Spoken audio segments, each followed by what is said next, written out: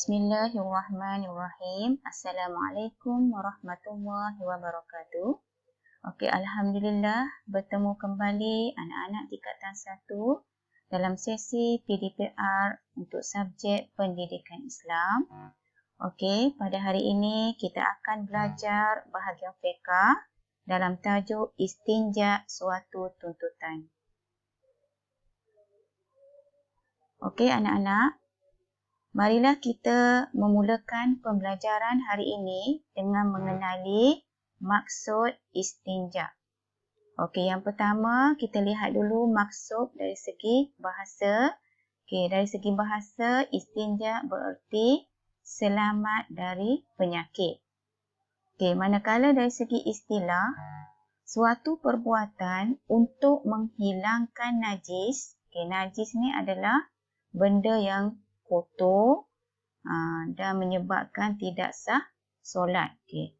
Dari kubur iaitu tempat keluar air kencing atau dubur tempat keluar air besar. Okey. Okey, seterusnya marilah kita sama-sama memahami hadis Rasulullah sallallahu alaihi wasallam tentang istinja. Okay. An Anas bin Malik radhiyallahu anhu qala kana an-nabiy sallallahu alaihi wasallam idza kharaja li hajatihi aji'u ana wa ghulamun ma'ana idawatum min ma'in ya'ni yastanji bih. Hadis riwayat Bukhari. Okey, terjemahannya, Anas bin Malik radhiyallahu anhu berkata, jika Nabi sallallahu alaihi wasallam keluar untuk qada hajat, maka aku dan budak suruhanku akan membawa bekas berisi air agar baginda dapat beristinja dengannya. Okay, apa yang boleh kita fahami daripada hadis ini ialah hukum beristinja adalah wajib. Okay, sekiranya tidak beristinja dengan sengaja, maka ia menjadi satu dosa. Okey, seterusnya. Okey, kita lihat pula alat-alat untuk beristinja. Okey, alat-alat atau bahan yang boleh digunakan untuk beristinja. Okey, dibahagikan kepada 3. Okey, yang pertama adalah air. Okey, air di sini maksudnya air mutlak. Okey, di mana punca air mutlak?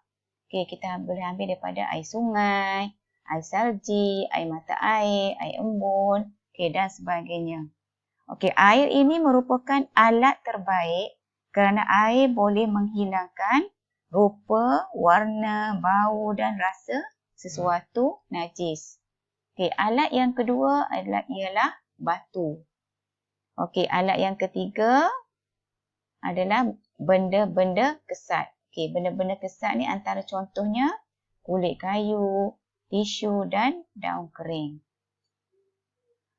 Okey, manakala bahan yang haram digunakan untuk beristinja. Okey, haram, bila haram maksudnya berdosalah sekiranya kita menggunakan bahan-bahan ini.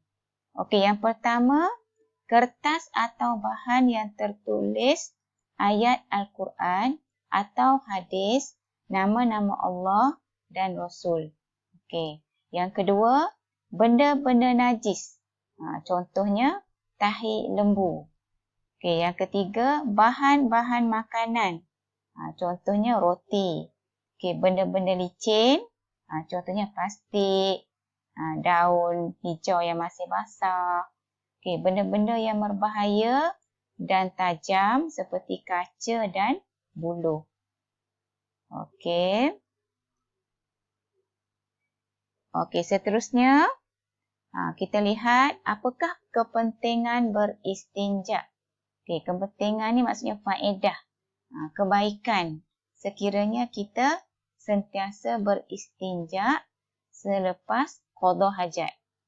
Okey, yang pertama, mendapat pahala. Sekiranya kita melakukan istinja ini dengan baik, dengan betul mengikut syariat, maka ia menjadi satu ibadat dan akan dikurniakan pahala. Okey, yang kedua, dikasihi dan Allah dan Rasulnya. Allah suka kepada orang yang bersih, pembersih.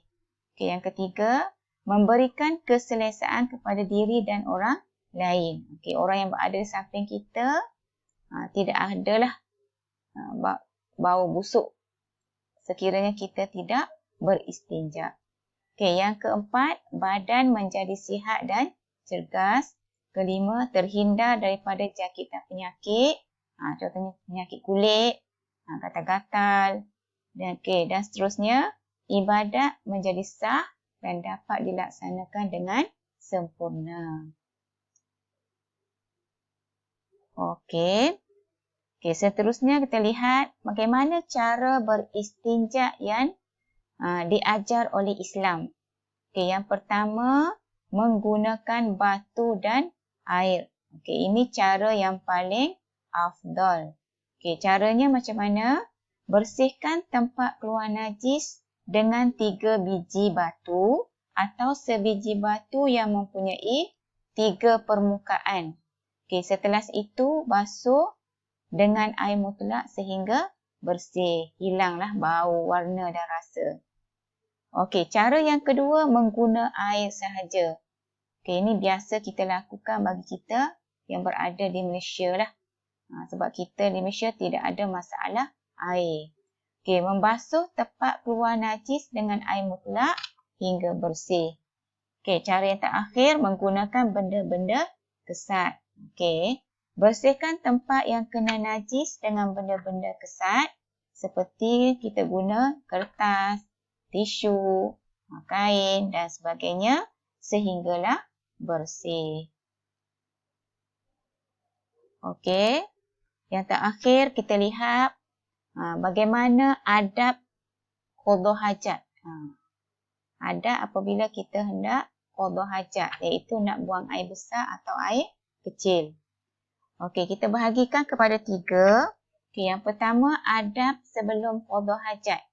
Okey, tidak membawa nama Allah. Maksudnya bila nak masuk tandas tu, tiada kita bawa nama Allah sama ada di rantai leher ke, pada pakaian ke, pada jam. Okey, yang kedua, memakai alas kaki.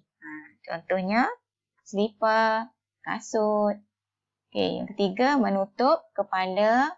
Gunalah apa sahaja, kopiah ke, tudung, tuala, topi. Okey, yang keempat, membaca doa masuk tandas. Yang kelima, melangkah masuk dengan kaki kiri.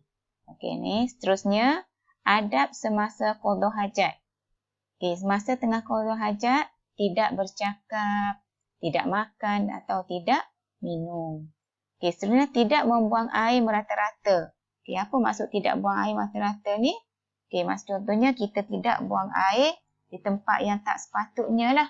Contohnya, di tempat orang berteduh, tempat laluan orang ramai, di dalam lubang tanah, dalam air yang tenang seperti dalam tasik ataupun kolam. Okey, seterusnya adab selepas qada hajat.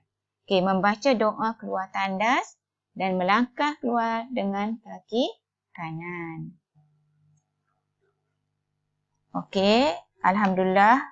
Okey, berakhirlah sudah pembelajaran kita pada hari ini.